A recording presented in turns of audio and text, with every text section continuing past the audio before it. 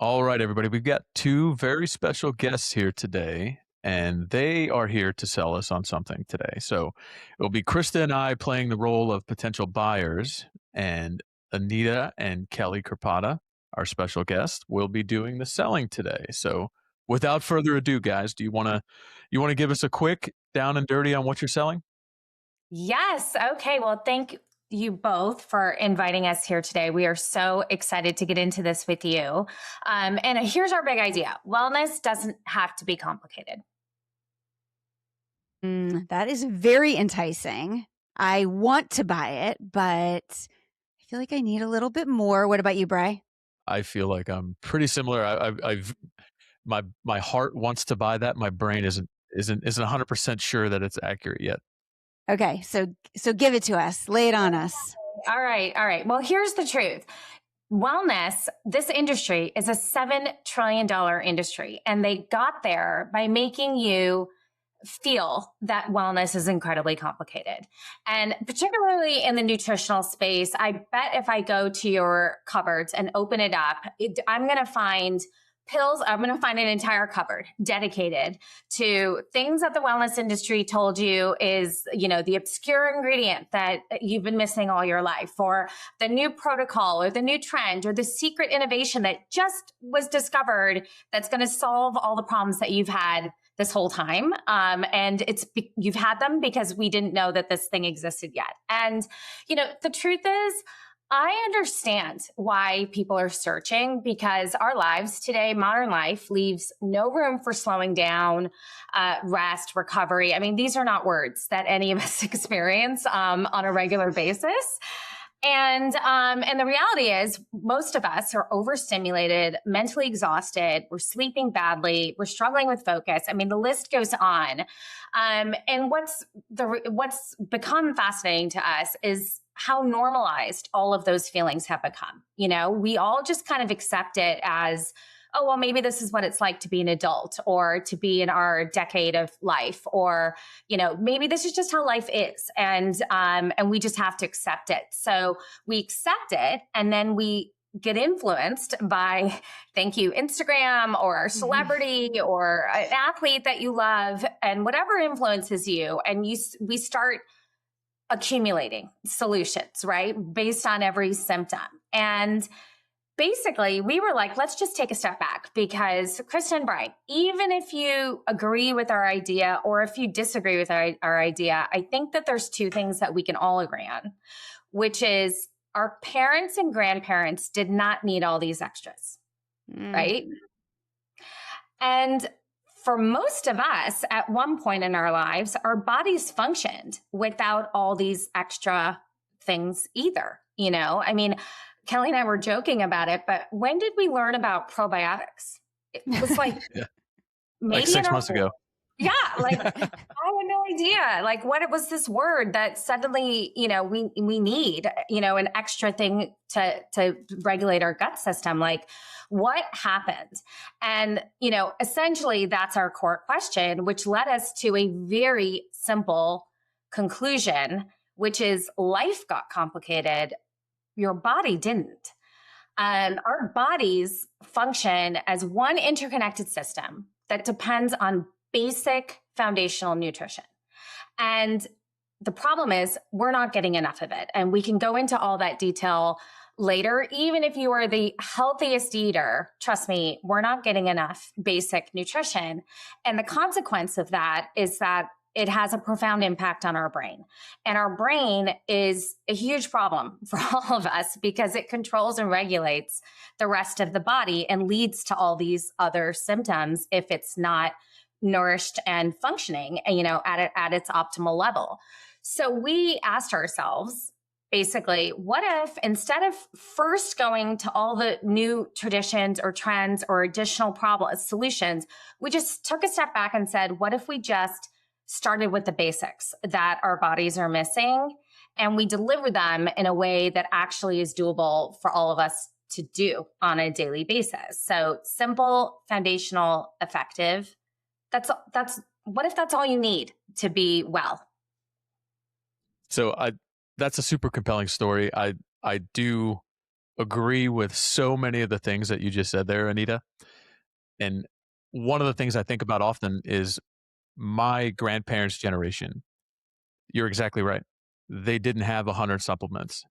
This industry, what it has become is now I think I need to have fish oil and I need to have something else and I need to add a third thing and a fourth thing. And I mean, it's very similar to the pharmaceutical industry, right? You're treating the symptom. Whatever prescription you get to treat symptom A creates symptom B. You're getting an additional prescription, and then you're finding out that the two don't mix. And it's like this sort of hamster wheel that you find yourself on. But yeah, I think that's super interesting. I love that story. Yeah, I mean, we couldn't agree more. And that's part of, I think that's part of the origin story that Kelly might jump into at some point. Yeah. Yeah. And the supplement fatigue and the countertop chaos that happens with amazing marketing, because a lot of wellness companies are really good at their marketing and their Really influencer good. partnerships. I mean, we all fall into it. So it's like, you need this, you need this, you need this. And you actually don't know what you are buying. You are just trusting in the influencer that's selling you the thing, or as you said, the celebrity that's selling you the thing, but you actually don't know what you're buying. And I feel like physicians aren't really buying into much of that. And so you're left with hundreds, thousands, really tens of thousands of dollars of products that you've invested in, but you don't know what's working for you. And it's overwhelming. And as you said, our grandparents, our great grandparents, they didn't have any of this stuff. And it seemed like they were doing okay. So here's what's really interesting about both of you. Anita, you and I go way back. And when you and I worked together, you were working at an accessories company. Kelly, I understand your journey is very much rooted in corporate America and not so much wellness. So, how did all of this start? Because I know that your journeys weren't so much in wellness. What brought you to Brighter Days?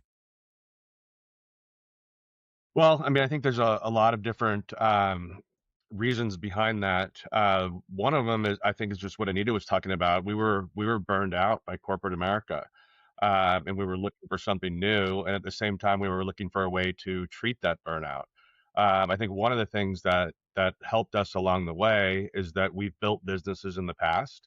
So we did not know wellness, but we knew kind of how to put together the infrastructure of a company, or at least we thought we did. There was a lot of things we learned that we didn't know before. But then we learned the wellness, and I spent a lot of time. And Anita often jokes about this when the family's off watching TV, and I'm in the office and in some odd archive of the National Institutes of Health, reading white papers. But really distilled it down, and you guys brought up a good point on. Doctors don't talk that much about nutrition. They're not taught about nutrition either. So I had to go find answers to that.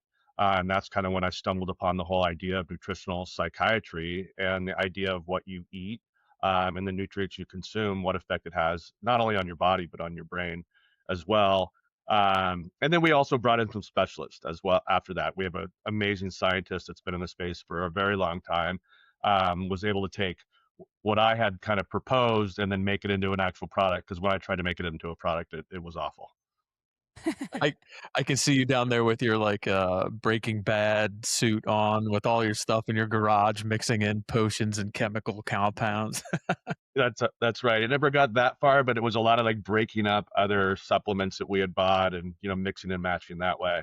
And we Um, gave it to our guinea pig children to try, and like the look on their face after they tried it, like, are you sure this is gonna work? And we were like, okay, maybe we need to bring in some experts. and Yeah, that's yeah. when we learned that there's a difference between a formula and a formulation. Our first formula ended up testing at a pH level of an antacid, so I guess we could have gone that way too. Not so tasty. So before we get too far into the story, in case someone is not familiar with Brighter Days, how do you describe the product in simplest terms? I'd say, well, there's a couple different levels there, but in the simplest term, it's foundational nutrition. It's the nutrition that your body needs every single day. And it's what Anita talked about, where it's the key nutrients. And, that's how we distinguish ourselves from some of the other, what we call kitchen sink supplements out there that claim that they have 95 nutrients or 80 or whatever it might be. They're always kind of increasing one over the other. We don't use adaptogens. We don't use kind of very small amounts. So there's an interesting fact in the supplement industry that to include something as an ingredient, you have to have 4 parts per million. So when you ingredient stack there, it doesn't mean that that's actually helping your body at all. It just means that they can claim that it's in there. So we want it to be as transparent as possible and kind of clear the path and say, here's 17 key nutrients that are clinically researched that will help your body on a daily basis and your mind, because those are interconnected. And when you think about feeling good, you have to treat the mind as well. Yeah. So I know this is a very personal product to you, and it came about from not only what you saw the need in the market was, but from your own personal journey. So can you take us back to May 2022, which I know was kind of a turning point for you, Kelly? Yeah, I had been, I kind of started on this nutritional journey a little bit before that, not knowing kind of where we were going to dive in, or even if we were going to dive in, it was a personal journey. And so I was trying different diets, some of the blue zone stuff like Mediterranean diet, the Okinawan diet. And I think it was on the vegan diet at the time. And I just developed a lot of gut problems. And they thought it was just due to not getting the right nutrients. So we dug into it a little bit deeper, and I went in for a colonoscopy, and we had never discussed anything serious. And I woke up and came out, and I asked the doctor if he found anything, and he said, "You've got cancer." And then 10 minutes later or 10 seconds later, wheeled me out into the garage where Anita was waiting. And we just kind of sat there and were stunned by what had just happened. So it was pretty, um, it kind of started the journey that, well, it's been a 4-year journey at this point, but kind of the medical journey that forced us to question a lot of traditional medicine and traditional treatments. Wow. That moment had to be intense for both of you. It was odd. I remember it was Cinco de Mayo, and we were going over to a friend's house for dinner that night. And I don't think we remember much of it. It was just so odd because it was never discussed ahead of time. Even if they had said, there could be a potential for colorectal cancer or where to go and look, it was just that there wasn't that discussion ahead of time. I had actually asked my GI, because we had started to explore this idea. I said, is there any connection between the gut and the brain? In one of my initial meetings, and he said, no, there's no connection there. And then he came back. He said, well, when you get butterflies when you publicly speak, I guess there's a connection. And we should have known at that point that we were going on a journey where traditional medicine was kind of disconnected with preventive medicine. I think that was also part of it was, Kelly, you were so wanting to understand why. Well, how did this happen? Because he doesn't have a family history. We considered ourselves fairly healthy eaters our whole lives, good lifestyles. Like there was no reason for this. And when he asked why, they all said, don't worry about it. And it was, Krista, to your question also, it was a moment because up until that point, we were running full steam ahead, right? Raising kids, jobs, working, just, I don't know where we were running towards, but we were running as fast as we could to get there. And then suddenly it was like the record stopped and, the plans were canceled. And I remember actually the first time we met with this oncologist, and I was, of course, because I'm a very present thinker and I was a planner, and I'm like, okay, here are the 10 things we have planned for this year, and how are we going to be able to, is he going to be able to fit these in between his treatments? And she was like, you're canceling everything. You're not doing anything, or he's not doing anything. And she's like, it's basically a year of inconvenience and then you'll be fine. And that was kind of how they framed it. And so back to what you were saying, Kelly, it was just a little bit like, really, cancer is just going to take a year and then we'll go back to normal. And that didn't happen. So we followed a different path. So what did happen? So, I went through all the regular treatments, chemo, radiation, and then I had surgery, and I had probably every complication imaginable um, from surgery, just pain, and then, you know, I would go to call. Actually, Anita would have to call because I was in too much pain. She would call the surgeon and want to talk to them, and he would say, oh, you need to call your primary care doctor because this is too long post surgery. And the primary care doctor said, I can't touch that, you have to go to your surgeon. And it was just so frustrating, to the point that I had to go to the ER one night. And Anita, what did the ER doctor say when we got there? That I was 10 minutes I mean, just in time. they took his blood pressure 4 times because they couldn't believe how low it was. He actually couldn't stop to being able to see, and the guy was like, if you hadn't brought him in, like he would have been dead in 10 minutes. And thank God my parents were there because they're doctors, and they were like, this is not. And his doctor was like, call us in 24 hours. This is kind of normal. And so literally my parents were like, you're getting in the car and we're going to the ER. Like, I don't want to hear it. And we went, and so he was okay. So yes, it was complicated, but I'll keep going, get to the part about our stuff. Yeah. So then, finally everything got figured out and we went back to life, and we had kind of started questioning a lot of what we had learned when we had a chance to kind of do that post-op. And cancer came back. So they do like a maintenance where, every 3 months you're going in for a scan or a colonoscopy, and went in for a colonoscopy, and they didn't actually say much. They kind of said, well, we'll keep monitoring. And a couple weeks later, I said, I'm seeing blood. I went through a bunch of other tests, and cancer had come back. So back to the entire process again. Starting at the beginning. Yeah. Yep, started kind of just reset. So the year of inconvenience is now in almost year 3 at that point. And just things continued to happen with traditional medicine. Nurses would come in with the wrong medicine in the mornings. They would not know when I was coming for an appointment. I actually got discharged from the hospital after my second surgery, and because I tried purposely not to be on pain medication, and so when I was off pain medication, they basically got to the point where I was not a revenue generator for them anymore. And so they said, "There's no medical reason for you to be here anymore." And I said, "Well, there's some wound problems that I'm having," and the resident told me to put some gauze on it and discharged me. And now 2 years later, I'm still dealing with issues from that. So I think all of that just made us question just how traditional medicine works, how we could change things. And of course, we're not going to go out and start an entire new medical practice. There's a lot of people out there trying to do that. So we kind of took a step back and said, how can we make small changes in our life to potentially avoid doing this again?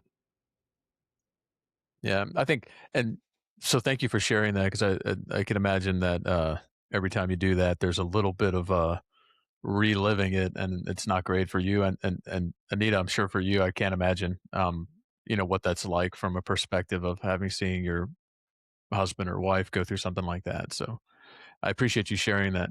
Absolutely. I think one thing that's super interesting for me, guys, is I come from this industry on some level. So I was in the medical device world. I was in the biotech, med tech space, and it is a very interesting industry. And there's so much intelligence and so much ability and capabilities in that world.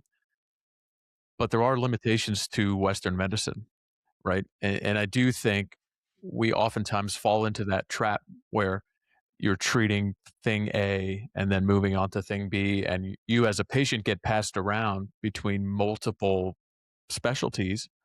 And it's not often that we're thinking about whole body health and how different parts of your body depend on each other. And you can't just the same as we always use the working out analogy, right? You can't just work on one muscle and expect you're going to get huge biceps and ignore every other part of your body. It just doesn't make sense, Yeah. And I mean, you're absolutely right. And we're not here to diss the medical industry, because they did help Kelly be here today. And I would not honestly be walking around with my rheumatoid arthritis without two highly, potent prescription medicine. So there is a place for that. But I think for most of us, and we've met, we have doctors in the family, but we've met doctors through this journey who have said, you know, they've been told by the hospital, you are not paid to give nutritional advice or mental health advice. You're paid to write prescriptions. And so if you're, you know, so just knowing that there's something else motivating some of the treatment protocols and that we've all kind of, you know, been conditioned. I mean, I grew up in a medical house. So every time I was like, Mom, I had the sniffles, here's some medicine. Like it was just instant. You're taking medicine and Kelly still gets upset because the kids will be a little sick. And my mom's like, order some antibiotics. Like, and you just do, you know, because we're just so used to it, you know? So when something feels off, we're turning to a solution instead of just going back to the basics, you know, and that was kind of the biggest aha moment in the research that you did, Kelly, about, you know, there's just foundational nutrients and it's not 90. In our formulation, it's 17 for the areas that we believe are most critical to address mental wellness and brain health. And so it's just, you need 17. And if you're not, and those 17 you could find in food, but you'd have to eat a lot of it to get it on a daily basis. And we know none of us are able to do that. So, so we just started with like a very simple fact. And that's not to say that someday you may still need more, but let's just start here, you know, and solve this before we go, you know, to all these crazier alternatives. Yeah. Yeah. So I want to hear more about the 17, and I'm so interested in the nutritional, what do you call it? Nutritional psychology, right? The story nerd, am so curious though, because while most of us, thankfully, can't relate to a 4-year cancer battle or supporting someone through a 4-year cancer battle, I think most people listening to this can relate to going through an exceptionally hard season of life. And when you're in a hard season of life, a lot of times it's really easy to just fall into a bit of a victim mentality. Like, this is hard and I'm just putting one foot in front of another and trying to get through. So you did that, and you also were able to find this passion, purpose inside of this to think like, there's something more here. I loved your LinkedIn post, Kelly, and your story of like hitting this rock bottom and thinking, if I get through this, I want to make more of it. So can you talk a bit about finding the purpose in this journey and how it really led to the development of the product and the brand of BRYTR Days? Yeah, I mean, it's interesting, and it really was a long journey to get there. The first kind of round in that year of inconvenience, that's how I approached it, and was just like, hey, one foot in front of the other. Like I had mentioned earlier, I had a joke for all the nurses when they would come in. Had a high five for everyone, and then it just kept getting heavier and heavier and heavier. And it was probably a couple months after my second surgery when we were just going back and forth between conversations and just trying to find solutions. And I was at a point where um, the TV was overstimulation for me because there was so much going on. So I would just kind of sit in a recliner and stare out the window. And I just thought, like, what if this is it? Not necessarily like if this is the end, but more like, what if this is just the quality of life going Yeah, this is who forward? I am now. Right, exactly, and maybe I just need to accept it. And it probably, I don't know, it maybe lasted a couple of days, and then just at some point, I think, watching the girls, and the girls were kind of the one thing I tried to maintain the entire way. I would go from chemo right to volunteer at their schools, still drove them every day, even if I had a portable chemo packet that I would wear. I just didn't let it get in the way of their lives as much as I could. I mean, in the background, Anita can tell you everything that they probably went through. Um, and I think just one day I probably saw them, laughing and having fun together. And I just thought that there's got to be a different outlook. And that maybe physically it's not going to get better, but mentally it certainly can. And just tried to find purpose again. I'd been at that point 2.5 years without working. And like Anita said, we were always just hard charging, full speed the whole time. And it had been so long since I didn't have that kind of purpose the thing to talk about. We didn't talk to anyone about cancer because when I would go out socially, that was my time to not have cancer. And so I didn't want people to say, how are you doing or how are you feeling? But then at that point I had the void on, I didn't have a lot to talk about. So I tried to find passion and, like I mentioned before, purpose as well, because after coming out of that, I thought there's got to be something that's just more than a job. That's something that will help us and potentially help others. And I think that's the point where we went from the transition of trying to find solutions for ourselves to thinking, I think we found something that would benefit others as well. Mm-hmm. And that's what led you to this nutritional psychiatry. Right, right. It was something that, like I mentioned, I had been kind of exploring before. I was kind of on the outskirts of it, and at that point, I just took a deep dive. Um, didn't have the capacity to do a lot, at least physically. So I could certainly sit at my desk and read article after article after article, and eliminated more than we identified, which I think is kind of the key when Anita keeps going back, saying that we have the 17 nutrients. To find that there was just a lot of noise in the industry, and to go back to our roots and find what exactly it was that allowed our parents not to take supplements. And it was really just the key nutrients. And once we identified those, we had to figure out, well, these are in other solutions, but why aren't they working? And finally found that solution and was able to develop the product from there. And I think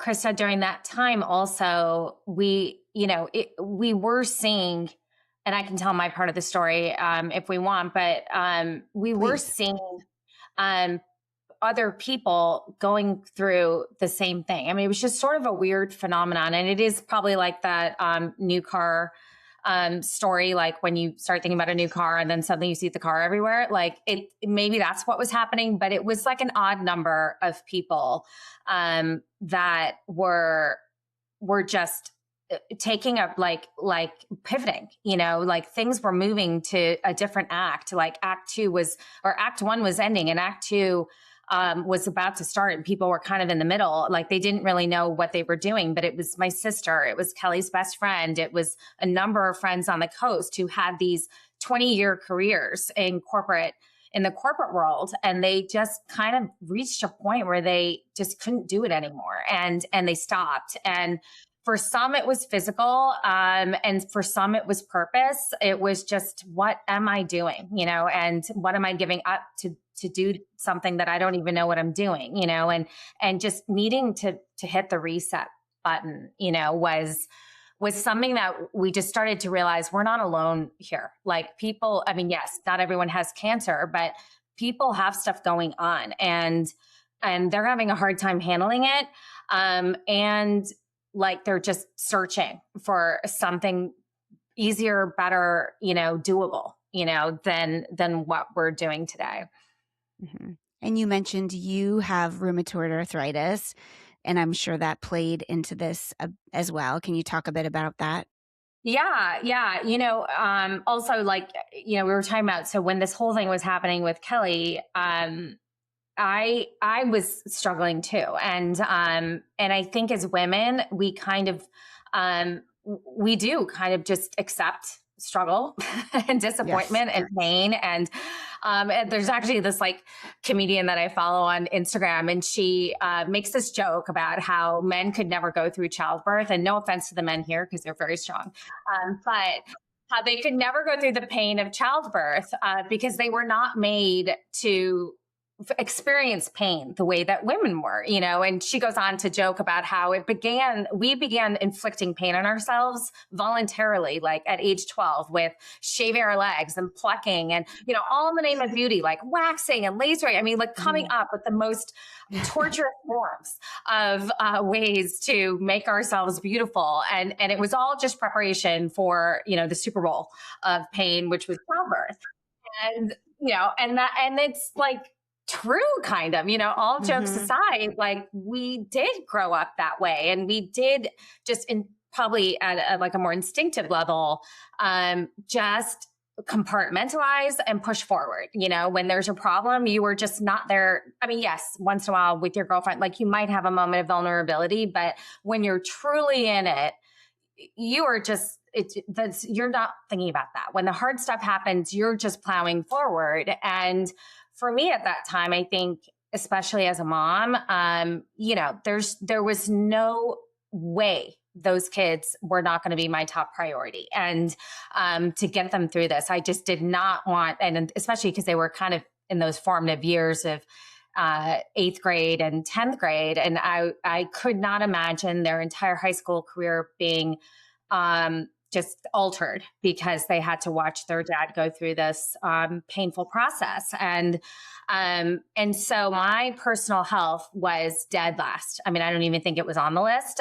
So I did have rheumatoid arthritis. I've had it for many years. Like I said, it's controlled by 2 prescription medicines. And I would, just push through work and I would wake up, my hands were fists. I didn't know how I was going to do my hair for a Zoom call. I didn't know how I was going to type on the computer.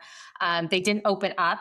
They never opened up all the way, but they would open up like this much until like 3 p.m. I had to make dinner. I couldn't even I couldn't even hold a mug with one hand. I mean, that's how much pain I was in. But I never actually stopped to question it, which feels insane to say relatable. It's relatable. Yeah. Like I just was like, I don't have time to worry about this right now. I need to keep going. And I never thought that something needs to change. But inevitably, when you do push your body to a certain point, at some point, it just decides to shut down. And so, and my patience was non-existent. My body was dead, tired, and in pain. And something had to give. So I gave up the easiest thing to give up, even though it was like painful from a financial standpoint, but I gave up my corporate job. That world was not going to work for this life anymore, and nor should it. And because it just work doesn't need to be like that, And so I think through that, there was definitely severely low points. And I think that's when people are willing to take these kinds of risks, when it doesn't feel like there's a lot of alternative. But I was like, yeah, let's do it. Let's try to make this product that the world does not have. No one even knows what nutritional psychiatry is. No one probably believes in it. But we need to make this complex science simple for people, because when you do get it, it makes a lot more sense than some obscure mushroom from the Amazon that's going to solve all the problems. Like if you actually think about it, there's probably something more believable over here. Yes. So that's a great point. I'm sorry to cut you off, but I was just thinking of, if you look at your emotional, your physical, all of those things coming together, health journey, it's a great origin story, and it's clear that, this is what drove you to this point, right? And you're putting your energies into trying to address a situation that everyone is experiencing on some level, right? Like you mentioned, Anita, not everybody's having to go through 2 different rounds of chemotherapy and surgery to treat cancer, but everybody knows what burnout feels like. Everybody knows what I'm not at my best as a parent, as a corporate employee, as whatever, as a spouse. So you're taking all of this, channeling all your energies, funneling it into a product. We've talked about nutritional psychology a few times. I'm super interested in that term, and I'd love to hear how much education you feel like has had to gone into this to educate the customer base, to get people to understand that everything is connected and everything depends on each other. I mean, I think that's really interesting, and you actually kind of hit the nail on the head a few minutes ago when you were talking about how divided the traditional Western medicine industry is, right? Where it's treating the brain or the heart or whatever else it might be. And so we really had to get down and figure out what the basis for nutritional psychiatry is. I mean, the term didn't exist 5 years ago, and now there's actually people out there who are practicing it. But a tremendous amount of research went into it because it wasn't necessarily there. What I initially started researching was more clinical diagnoses. So, anxiety or things like that, and what nutrients might help in that area, but not wanting to go down the severity of that route, to treat it more for the masses, right? And so we were able to find, well, you know what? A lot of what helps with those ailments actually helps with just your standard burnout, because like few of you have mentioned, um, all of us kind of suffer, right? We just don't identify it or diagnose it. But life's tough. It's gotten a lot tougher. When I was young and I played baseball, practice was around the corner, and you practiced 2 days a week, and the season 3 months long.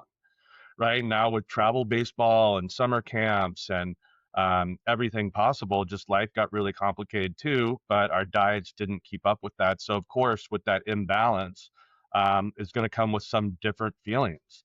So um, I mean, it was years of research to just come down with exactly what we needed. And then beyond that, it was, well, why isn't what's out there currently working? So, for example, there's 10 different types of magnesium. The cheapest one is magnesium oxide. You might as well just flush it down the toilet, because that's basically what's happening when you take it. And it's the cheapest. It's the cheapest, which is why a lot of companies will use that.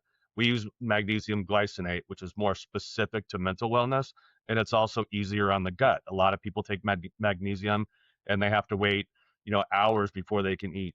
We don't have that issue, but it was so identifying how not only taking each nutrient, but then how it was absorbed and used within your body, and doing it better than what a lot of the other practices were out there. Um, and it's a reason why we've been working on this for over 3 years, because we made a commitment to each other, Anita and I, and then now our other three partners, that we weren't going to bring something to the market that was effective. If we got to the point where we didn't feel that it was effective, we're going to walk away and do something different. And that's kind of where I think when you do something with purpose, that's a little bit clearer path to take. And so that's what we did. Yeah. But what a driver, though. I mean, if you think about it, a lot of people would be intimidated by that years long journey of research and trial and error and doing all this reading. And why do other things who have these ingredients actually not work? A lot of folks would be intimidated by that. But, based on your origin story and where you guys have been, it was so purpose driven that I'm sure it was difficult, but I'm also sure that, you woke up every day ready to take on more, Yeah. And I think, Chris and I are colleagues from another job. And, we brought into this company two other points and purpose. One is, I think another colleague of ours used this term, but we are in a trust deficit as a society. And everything I just talked about at the beginning of the call, like the $7 trillion wellness industry and how it got so big, by taking advantage of that trust. And so we've gotten burned so much. And so to what you're asking, Brian, too, in talking to a customer, they are so ready many of them some are very ready to believe anything. But some are not, and they're just like, I've tried it, nothing works. Like, what are you selling me? And so we were very, it may take longer to get out there, but we're not willing to just to do things for the sake of doing them, like to because everyone does it in marketing and that's what people expect. But if it's going to erode the trust, then we need to take a step back. We need to earn it, and we want to get there. And then the other thing that we did was just realizing how important community is, and realizing how important each other's feedback is. Because don't take it from us. People don't want to hear from the man; they want to hear from the people, and how it works, and just the UGC of this. So because I think people can relate to the problems, and let's focus on those problems. And like Kelly said, let's take out the things that are, fortunately or unfortunately, mental health still has a stigma. Plenty of people, don't want to believe or don't want to think, or are overwhelmed by the idea that they might have anxiety or depression or something diagnosable. And even if you leave all of those guys aside, there's plenty of us that come in and out of the range. I mean, we might not be diagnosed or diagnosable, but we're in the range of stress. And the idea that maybe there's something we can do to our nutrition. I mean, there's plenty of things we can do, but if we can check the box on one thing that we know is contributing to our inability to handle the curveballs, let's do that. And I think that kind of just simplifies it all the way down to like, yeah, okay, let's try that. Yeah. Yeah. To your first point about skepticism and like the trust recession, it's so interesting. So Brian and I have been taking BRYTR Days now. It's probably been 2 months, I think, at this point. Feeling amazing, which we can talk about as we get into more of the product specifics. But as I've been talking about it to people, one of my girlfriends was talking about her supplements. And I was like, what about BRYTR Days? I've been talking about it on my social stuff. You paid attention. And she's like, oh, I just thought it was another one of those things. Like everybody's talking about something. And I was just like, oh, it's another bunch of BS, because you just hear so many things. And as someone who gets pitches in my inbox all the time and many products sent to me, there's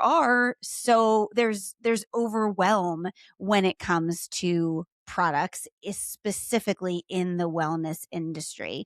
So let's talk about what makes BRYTR Days different. You mentioned these 17 key ingredients. You don't have to name all of them, but what are like the power hitters here that you feel like are really like packing the punch for the end user?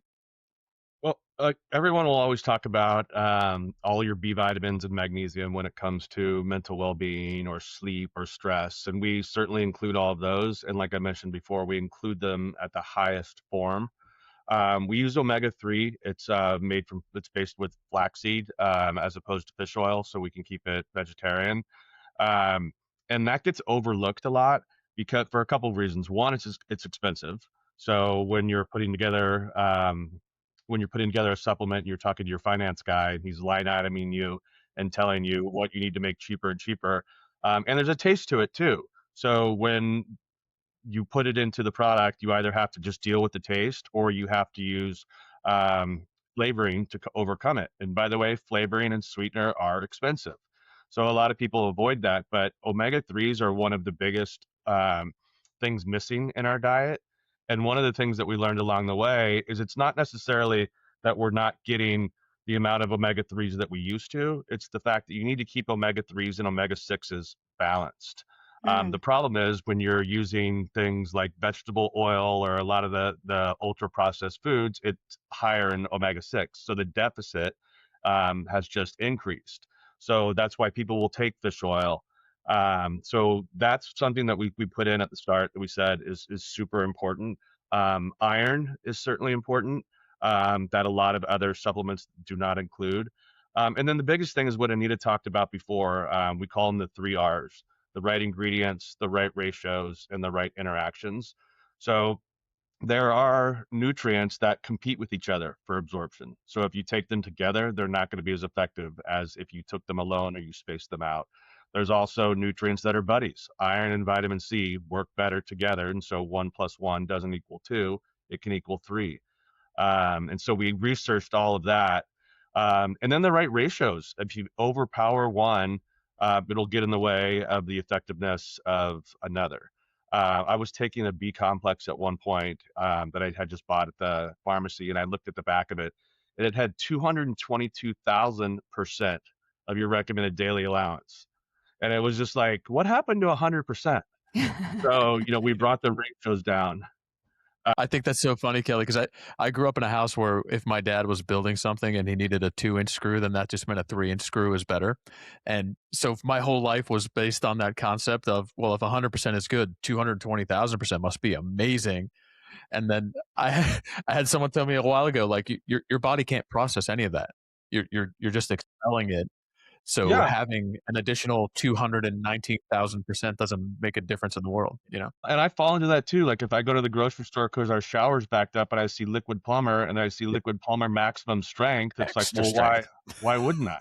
And I think that's the society we're in, right? It's like the Olympic mentality, faster, stronger, higher. And that's one of the things that kind of hasn't been uncovered in the supplement industry. And so we wanted to be very conscious of what the ratios were. Well, Yeah. the other part of the story too is our sort of the four areas, the pathways that we focused on, you know, which is hydrate. So basically, when Kelly, I'm going to speak for you, but when you were doing all your research and reading all these white papers, one thing sort of bubbled up, which is, you know, it, again, there's not, your body's functioning like a system. It's so treating individual symptoms with individual solutions is not the right way to handle this. And if we just take a step back and say, okay, everything is interconnected. What are the things that we need to, you know, what are the primary pathways? And that basically boiled down to hydration, anti-inflammation, the gut microbiome, and something called neuroplasticity. And I think probably the one that people don't know, I mean, at least I had no idea what neuroplasticity was, is that one.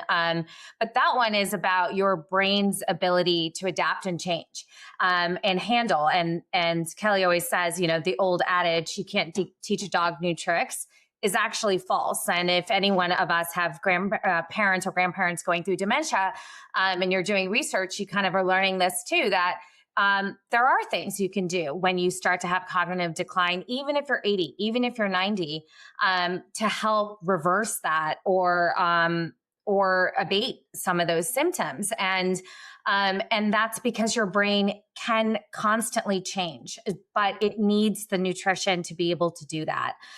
It also needs hydration because hydration helps everything get in your body where it needs to go. So back to the pills, Brian, or even gummies, part of the problem with some of those types of products, and we're not here to diss other people, we're just sort of reality, because we've all taken pills, but part of the reality of those pills is if there isn't enough water while you're taking it to actually help it flush through your system or help the capsule open in your stomach, then it is just running through your system and popping out the end. Or a gummy. Like some of these nutrients require water to activate them and help it get into the cells. So that was really critical. And then Kelly can speak to the other two, but the 17 nutrients are specifically around those four pathways. And I guess it is important to say this doesn't have everything that you need. You know, we don't have calcium, we don't have fiber, we don't have protein, obviously. I mean, there's other things that your body needs.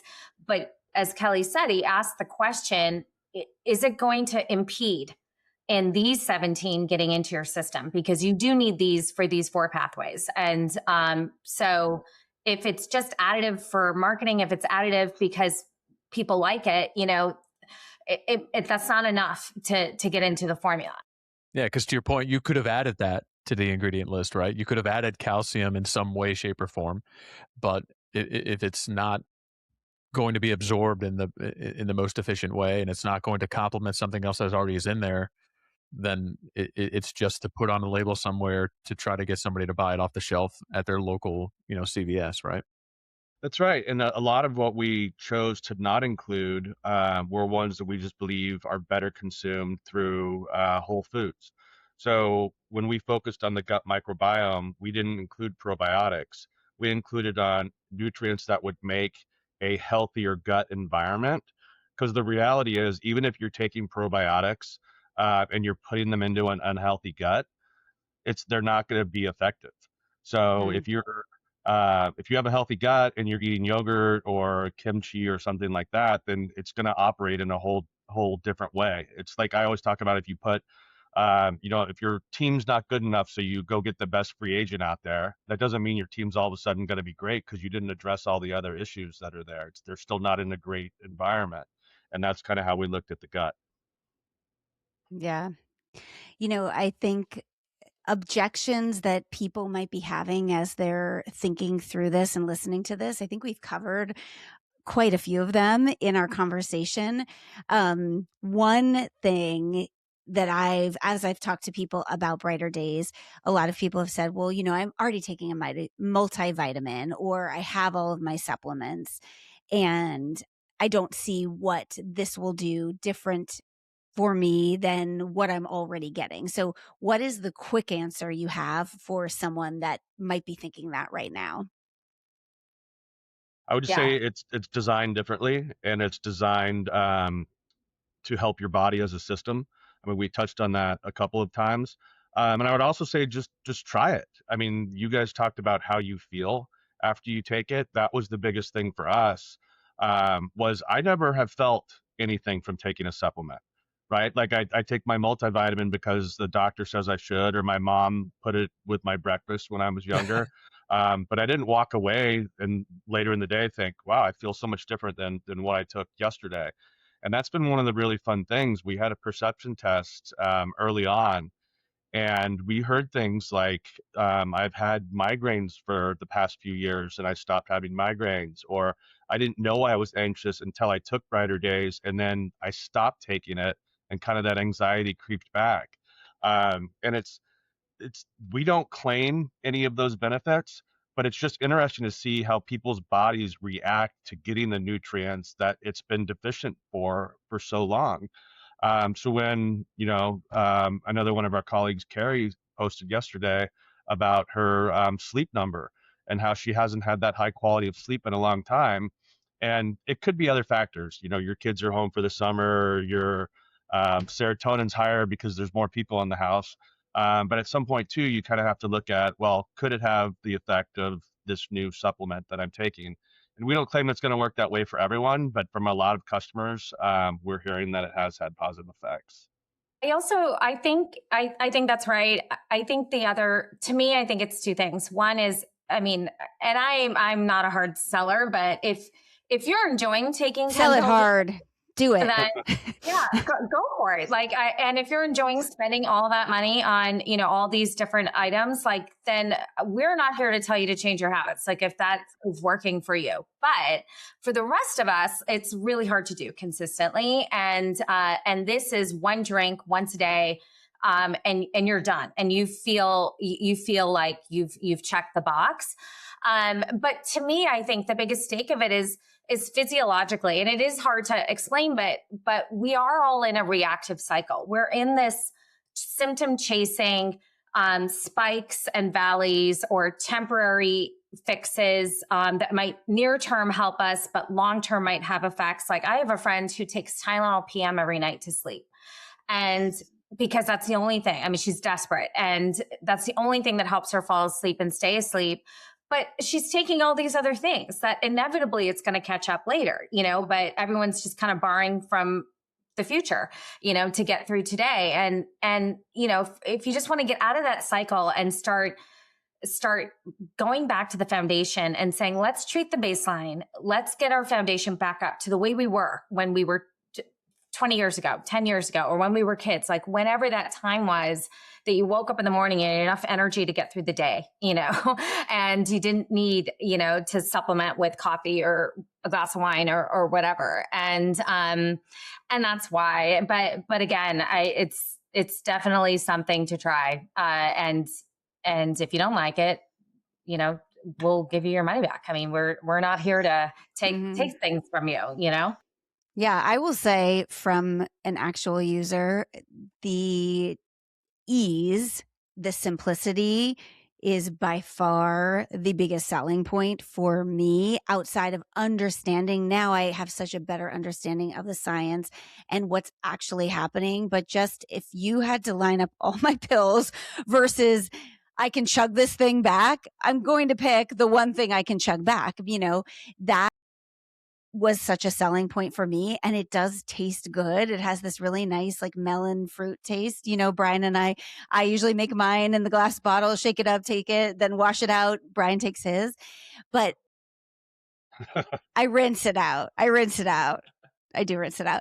But what I've actually noticed is the biggest change I found is like my midday slump is actually gone. So I was always finding around this time of day. So for us right now, it's mid-afternoon. I was like, I need something. You know, I can't drink coffee at this time of day or else I will be up at night, but I need a Diet Coke or I need an iced tea. I need something to feel like I can get through the rest of the day. And I didn't even realize that I stopped needing that until I thought about it. Like, geez, it's been 2 or 3 weeks and I haven't reached for that pick me up that I used to need to try to get through. And that 100% is because of Brighter Days, because that's the only thing that's changed. Still, I'm getting less sleep because we have a puppy now. So it's not because I'm getting better sleep. And that is a huge difference. And I'm about to get some lab work. So I can't wait to see how that has changed as well. And the other thing I will say that I've learned from working with your company is when you touched on this before, but taking all the pills at once, they might interact in a way that you're not getting the full benefits. And so the understanding that everything in this powder is formulated so that it does work for you, I think is so powerful. Yeah, That's that all. means great. And it's interesting you bring up the energy. I mean, I certainly feel that too. The other thing that is, and I had very similar habits to you in the afternoon, a coffee or a Diet Coke or even an energy drink, right? But so it would give me the physical energy to keep moving, but my brain already moves at such a fast pace that had a hard time focusing. So with the nutrients in this drink, it actually slowed my brain down. So it gave my body the physical energy, but it gave my mind kind of time to chill. And so I was able to start checking things off the list. And again, it's going to be different for everyone else, but that's also the profile of a stimulant or for chasing symptoms is that constant rise, but then you're going to have the fall at the Crash. end. When it's foundational, you're just raising the baseline. You're not chasing peaks and valleys. Yeah. So now that you've had the private launch and you have users using it, what are some of the success stories that you're hearing? You mentioned better sleep. I'm feeling great energy. What are some of the other things that you're hearing?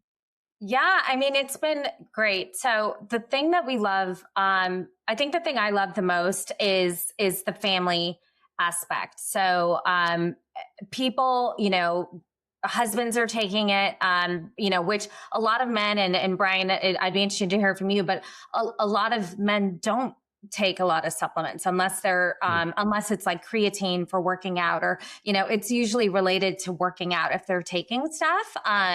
So it seems like husbands are getting in the game a little bit more. But then the kids, like the adult kids, are finding it and enjoying it, and for different reasons. It's actually funny.